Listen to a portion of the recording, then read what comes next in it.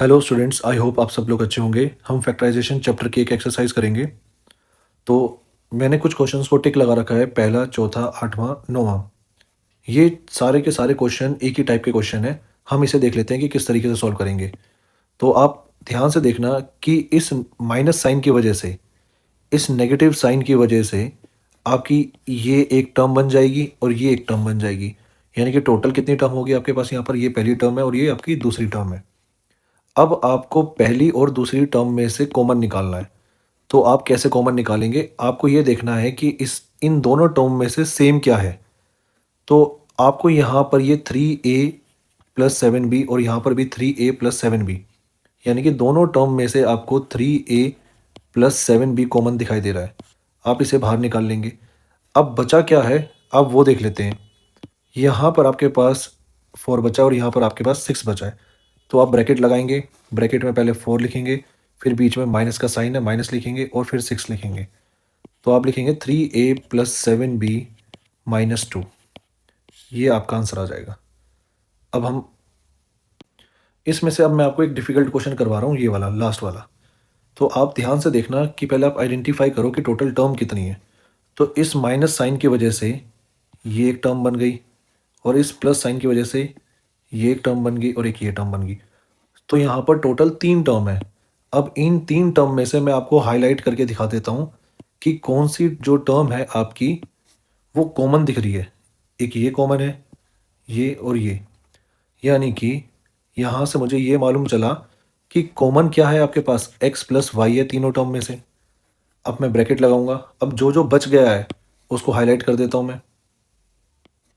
तो यहाँ से पी स्क्वायर बच गया, यहाँ से क्यू स्क्वायर बच गया, यहाँ से 2r स्क्वायर बच गया। तो मैं ब्रैकेट में लिख लेता हूँ पी स्क्वायर। उसके बाद माइनस का साइन है तो मैं माइनस लिखूंगा, फिर क्यू स्क्वायर लिखूंगा, फिर प्लस का 2r स्क्वायर। ये आपका आंसर हो जाएगा। ये जो थर्ड और फिफ्थ क्वेश्चन है ये दोनों बिल्कुल सिमिलर है। हम इसमें से फिफ्थ कर लेते हैं क्योंकि फिफ्थ थोड़ा सा डिफिकल्ट है, इसलिए मैं आपको ये करवा देता हूँ। अब इस माइनस साइन की वजह से ये पहली टर्म बन जाएगी और ये आपकी दूसरी टर्म बन जाएगी। इस पूरी अलजेब्रिक एक्सप्रेशन के अंदर इस प्लस साइन की वजह से ये पार्ट अलग हो गया और ये पार्ट अलग हो गया। तो इस वजह से ये फर्स्ट टर्म है और ये वाली आपकी सेकंड टर्म है। अब आप फर्स्ट टर्म को एक बार मैं यहाँ लिख लेता हूँ, 4 2a माइनस 3b स्क्वेयर। ठीक है, और जो आपकी दूसरी टर्म है उसको मैं साइड में लिख लेता हूँ, 8 2a। ये आपकी दूसरी टर्म है। अब आप ना एक काम करो, इसके फैक्टर्स करो। पहले मैं 4 के फैक्टर करता हूँ तो मैं इसे 2 और इसे भी 2 लिख सकता हूँ। अब मैं इस ब्रैकेट का फैक्टर करूँ तो मैं लिख सकता हूँ ब्रैकेट 2a माइनस 3b। मैं लिख सकता हूँ 2a माइनस 3b। अब मैं इस 8 के फैक्टर कर लेता हूँ तो ये 2 आ जाएगा, फिर 2 आ जाएगा और फिर 2 आ जाएगा। इसका फैक्टर कर लेता हूँ 2a माइनस 3b। अब ये फैक्टर करने के बाद मैं ये चेक करता हूँ कि इनमें कॉमन क्या है। तो वो देख लेते हैं हम। जैसे कि यहाँ पर 2 है, यहाँ पर भी 2 है। ठीक है, उसके बाद एक और 2 है, यहाँ पर भी एक और 2 है। उसके बाद यहाँ से 2a माइनस 3 भी दिख रहा है, यहाँ पर 2a माइनस 3 भी दिखाई दे रहा है। इसके अलावा मुझे कुछ और कॉमन यहाँ पर नज़र नहीं आ रहा। तो मैं आंसर लिखूँगा। तो यहाँ से 2 कॉमन आ गया, यहाँ से एक 2 कॉमन यहाँ से निकाल लिया, फिर दोबारा से एक और 2 कॉमन निकाल लिया, फिर आपका 2a माइनस 3 भी कॉमन निकाल लिया और ब्रैकेट के अंदर आपके पास क्या बच जाएगा, 2a माइनस 3b और आपका प्लस का 2।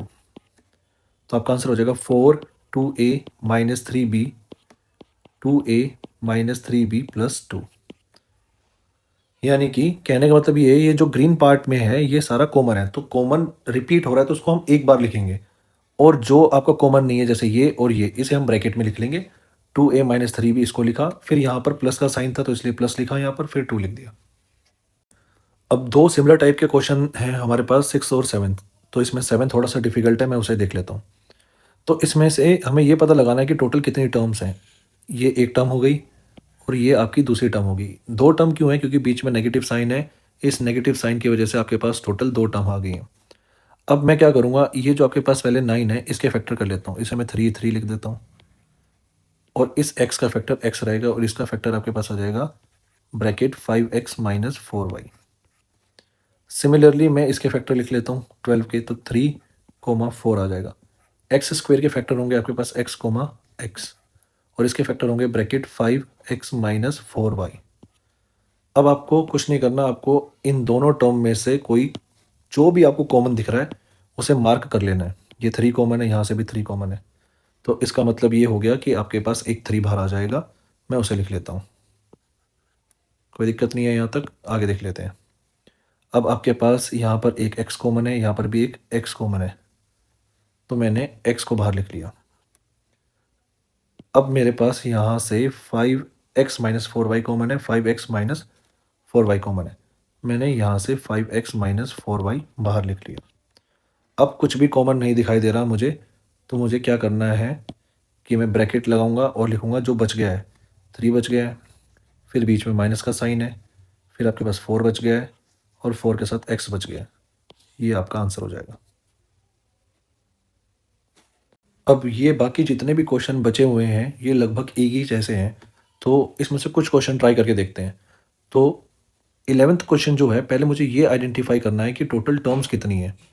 ये पहली टर्म, दूसरी टर्म, तीसरी टर्म और ये चौथी टर्म, तो टोटल मेरे पास 4 टर्म है।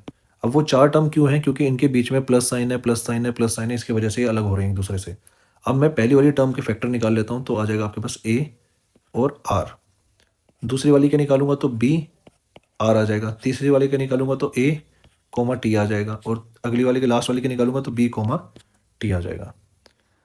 अब आप एक चीज़ नोटिस करेंगे कि इन चारों की चारों टर्म में से मैं एक साथ कॉमन नहीं ले सकता, तो मैं क्या करता हूँ कि मैं पेयर बना लेता हूँ। पहले 2 टर्म के पेयर बना लेता हूँ और लास्ट 2 टर्म के पेयर बना लेता हूँ।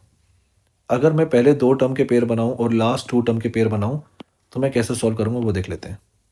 अब पहले दोनों टर्म के पेयर में से यहाँ पर मुझे r और यहाँ से भी मुझे r कॉमन दिखाई दे रहा है, तो मैं क्या करूँगा, यहाँ से r लिख लूँगा बाहर। अंदर क्या बच जाएगा, a, यहाँ से a बच जाएगा, फिर बीच में प्लस का साइन है, फिर यहाँ से b बच जाएगा। ठीक है, उसके बाद इन दोनों में से यहाँ पे मुझे t कॉमन दिखाई दे रहा है, तो मैं यहाँ से t बाहर निकाल लेता हूँ। ब्रैकेट के अंदर क्या बच जाएगा, आपका a बच जाएगा, प्लस का b बच जाएगा, और बीच में प्लस का साइन था तो मैंने यहाँ पर प्लस का साइन लगा दिया। अब आप नोटिस करना दोबारा से, ये एक टर्म बन गई और ये एक टर्म बन गई। अब ऐसा क्यों हुआ है, क्योंकि बीच में प्लस साइन होने की वजह से ये एक पार्ट है और ये दूसरा पार्ट है।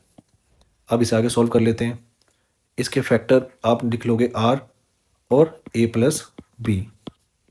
इसके फैक्टर आप लिखेंगे t comma a plus B. फिर से आपको कॉमन दिखाई दे रहा है a plus B, a plus B. यहाँ से मैं a प्लस बी बाहर निकाल लेता हूँ, तो अंदर क्या बच जाएगा आपके पास, r प्लस टी। ये आपका आंसर आ गया। अगला क्वेश्चन देख लेते हैं। मान लो मैं 14th क्वेश्चन को ट्राई करता हूँ, तो इस क्वेश्चन को हम देख लेते हैं। पहले ये पता करना पड़ेगा कि इसके अंदर टोटल कितने टर्म्स हैं। तो ये पहली टर्म है, ये दूसरी टर्म है, ये तीसरी टर्म है और ये चौथी टर्म है। तो टोटल 4 टर्म्स इसके अंदर। मैं पहली वाली टर्म के फैक्टर कर लेता हूँ। पहली वाली टर्म के फैक्टर करेंगे तो 2 comma 3 comma a comma b। दूसरी वाली के करेंगे तो हम b कोमा b। इसके करेंगे हम तो 2 comma 6 comma a comma c। इसके करेंगे तो 2 कोमा b कोमा c। अब हमें देखना है कि क्या चीज़ कॉमन है इसमें से। मैंने नोटिस किया 2, तो 2 सेकेंड टर्म में नहीं है। मैंने नोटिस किया 3 सेकेंड टर्म में नहीं है। मैंने नोटिस किया ए सेकेंड टर्म में नहीं है। मैंने नोटिस किया बी थर्ड टर्म में नहीं है। तो इसका मतलब ये है कि हम सब में से एक साथ कॉमन नहीं ले सकते, तो हमें पेयर बनाना पड़ेगा। तो मैंने पहली 2 टर्म का पेयर बना दिया और आखिरी 2 टर्म का पेयर बना दिया। अब मैं पहली 2 टर्म में से कॉमन ले लेता हूँ। जैसे यहाँ पर आपको कॉमन देखने को मिल रहा है बी, तो यहाँ से भी क्या आ जाएगा बी। तो मैं यहाँ लिख दूंगा 6, तो मैं यहाँ लिख दूंगा बी कॉमन आ जाएगा बाहर। अंदर क्या बच जाएगा 6a, माइनस का साइन है, मैं यहाँ माइनस का साइन लगा दूंगा और b बच जाएगा। फिर यहाँ प्लस का साइन है, मैं प्लस का साइन लगा देता हूँ।